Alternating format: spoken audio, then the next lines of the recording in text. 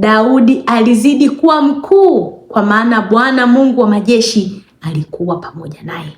Alizidi kuwa mkuu, alizidi. Hapo ulipokuwa katika hali ya maisha yako hiyo uliokuwa nayo, utakaporuhusu Mungu wa majeshi awe ndani ya maisha yako, atakuzidisha, kwa sababu atakuwa pamoja nawe. Kwa hiyo uchaguzi ni wa kwako. Je, upo tayari kuenenda sawasawa na huyu Mungu?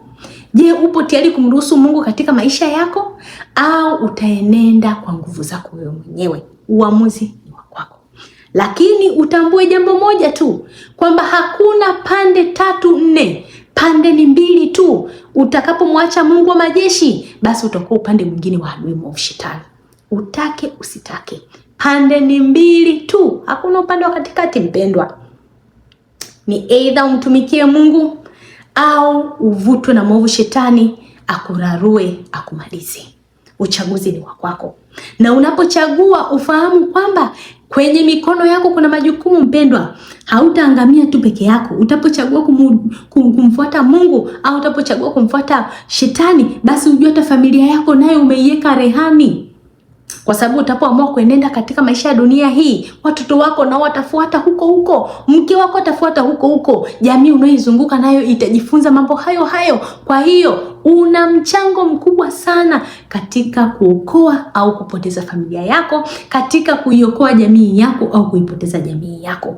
Wewe unachagua unalotaka nilipe. Je, utachagua alivyochagua Daudi? Au utachagua kama alivyochagua Sauli, yule mfalme ambaye Mungu alimteua kwanza kabla ya Daudi, lakini yeye akaamua kufanya kwa sababu aliwaogopa watu.